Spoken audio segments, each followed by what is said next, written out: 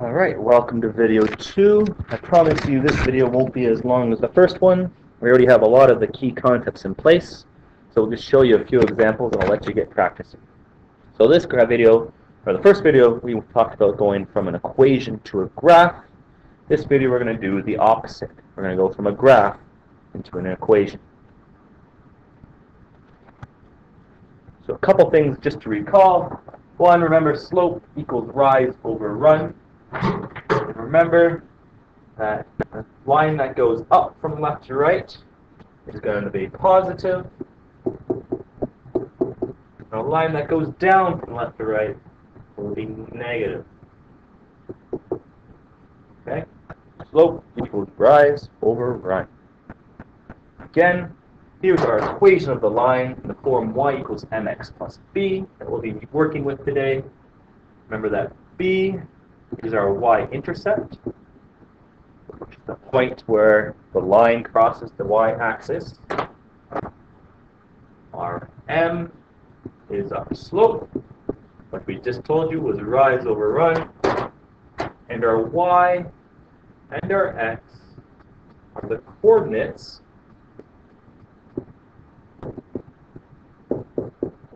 for any point on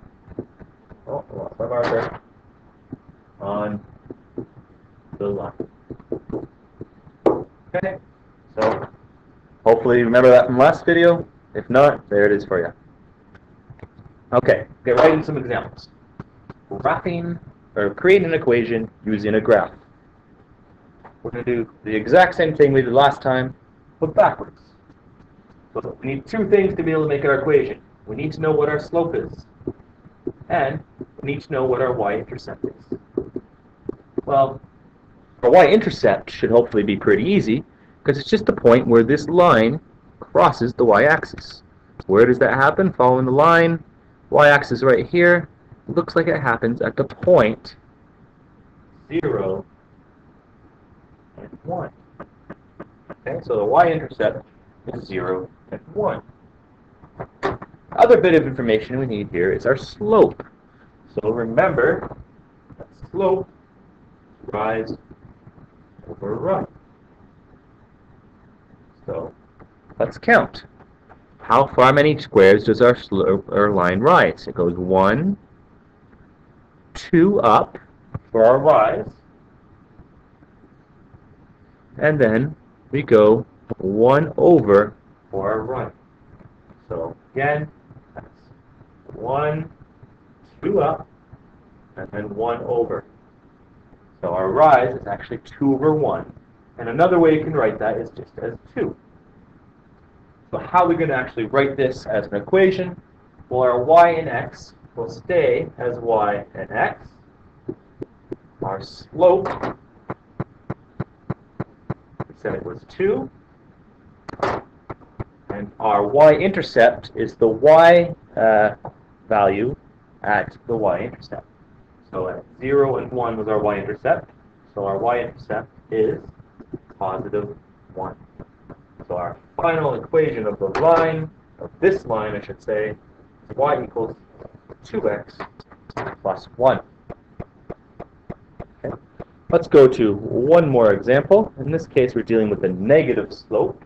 So again, our line's going downwards from left to right. So our automatic intuition is, when I'm done this equation, my slope needs to be negative. Let's make sure that happens and see how we do. So again, I need to know what my y-intercept is,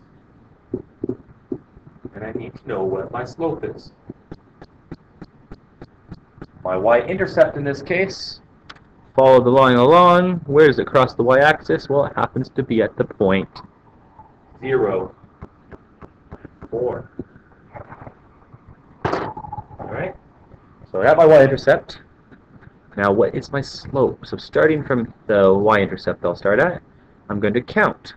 Now to get to the next point, which way do I have to go? Do I go up or do I go down? Well, in this case I have to go down 1 point. So if I go down 1 point, we should remember from our last lesson, or last video, that it's going to be negative.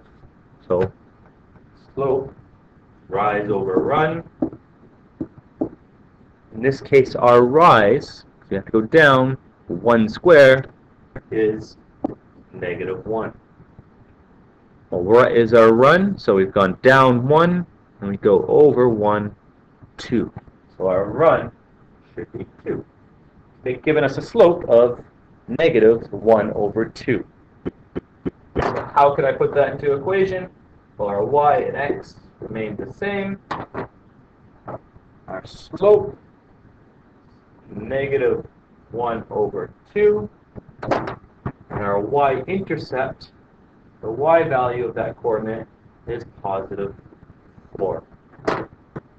So our equation for this line is y equals -½ x plus 4. So, working backwards from a graph to equation, the first thing you're always going to do is find out what your y-intercept is. Second thing you're going to do is find out what your slope is, and you're going to plug those two values into the equation. Keeping in mind, again, that you have to count downwards to get to your second point. If you're reading from left to right, it's going to be negative. If you count upwards, it's going to be positive. Automatic intuition should be this line goes downwards from left to right, so our slope needs to be negative, which it is.